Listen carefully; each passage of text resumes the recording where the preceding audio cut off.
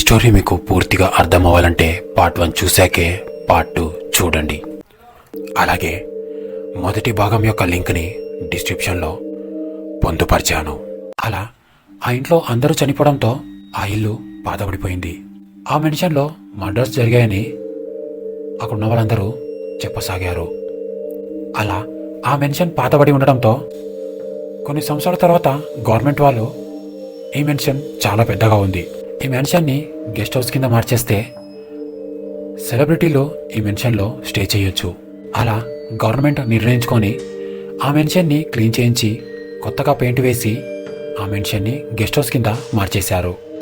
అలా ఆ మెన్షన్ని రెడీ చేయించగా రెంట్ కిందట ఇచ్చేవారు. అలా గవర్నమెంట్ నిర్ణయం తీసుకోగా ఆ మెన్షన్లోకి ఒకరోజు ఇటలీ నుంచి షూటింగ్ కోసమని అమెరికాకు కొంతమంది యాక్టర్స్ వచ్చారు. అలా రాగా ఆ మూవీ బృందం ఆ యాక్టర్స్ను ఆ మ్యాన్షన్స్లో స్టే చేయమని చెప్పడంతో ఆ యాక్టర్స్ ఆ మ్యాన్షన్కి వెళ్ళారు. కానీ ఒకరోజు నైటు ఆ మ్యాన్షన్లో స్టే చేయడానికి అయ్యే ఖర్చు $67,200, అంటే దాదాపు మన ఇండియన్ కరెన్సీలో దగ్గర దగ్గర 5 లక్షల వరకు ఉండొచ్చు.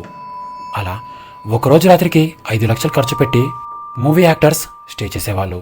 కానీ ఎవరైతే రూమ్ నంబర్ 113లో స్టే చేస్తారో వాళ్ళు తెల్లవారుజాము కల్లా చనిపోయి ఉంటారు. అలానే ఒకరోజు ఉదయం ఆ రూమ్లో స్టే చేసిన ఒక యాక్టర్ తెల్లవారు కల్లా చనిపోయి ఉన్నాడు. దాంతో మిగతా వాళ్ళందరూ వెంటనే పోలీసులకు ఫోన్ చేయగా పోలీసులు ఆ బాడీని పోస్ట్ మార్టంకి పంపించారు. ఇతని ఒంటిపైన ఏ గాయం లేదు, అలాగే ఇతని బాడీలో కూడా ఎలాంటి పాయిజన్ కూడా లేదు. ఇతని బాడీ పైన ఫింగర్ ప్రింట్స్ కూడా అస్సలు లేవు. ఇతను హార్ట్అటాక్ వచ్చి చనిపోయాడు అని డాక్టర్స్ పోలీసులతో చెప్పగా పోలీసులకు అనుమానం కలిగి దాంతో పోలీసులు అసలు ఈ వ్యక్తి ఎలా చనిపోయాడో అనే దాని గురించి తెలుసుకుందామని ఆ మెన్షన్ హౌస్లో అలాగే ఆ బెడ్రూమ్లో ఉండే సీసీ కెమెరా ద్వారా తను చనిపోయిన విషయం తెలుసుకోవచ్చని అనుకున్నారు.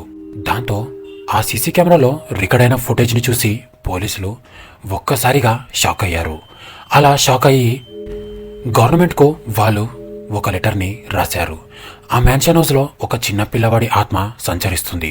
రూమ్ నంబర్ 113లో ఎవరైనా స్టే చేసి పడుకొని ఉంటే రాత్రి 2:30 సమయాన ఒక చిన్న పిల్లవాడి ఆత్మ అలా వాళ్ళ ఎద మీద కూర్చొని వాళ్ళని గొంతు పిసికి చంపేస్తుంది. దాంతో వాళ్ళు చనిపోతూ ఉన్నారు. అలాగే పోలీసులు లెటర్తో పాటే ఆ వీడియో ఫుటేజ్ని కూడా గవర్నమెంట్కు పంపించారు. దాంతో గవర్నమెంట్ ఆ లెటర్ని చదివి అలాగే ఆ వీడియో ఫుటేజ్ని చూశాక ఆ మ్యాన్షన్ హౌస్ని పూర్తిగా మూసివేశారు. కానీ ఆ మ్యాన్షన్ హౌస్ వైపు ఉన్న వాళ్ళందరూ రాత్రి వేళట 2:30 కల్లా ఆ మ్యాన్షన్ హౌస్లో 2వ ఫ్లోర్లో విండో నుంచి ఎవరో ఒక పిల్లవాడు కూర్చుంటాడని, అలాగే ఆ పిల్లవాడు అక్కడ నించొని కిందికి చూస్తుంటాడని కూడా చాలామంది చెప్తూ ఉంటారు. దాంతో ఆ మ్యాన్షన్ హౌస్ టోటల్గా హాంటెడ్ ప్లేస్ కింద మారిపోయింది.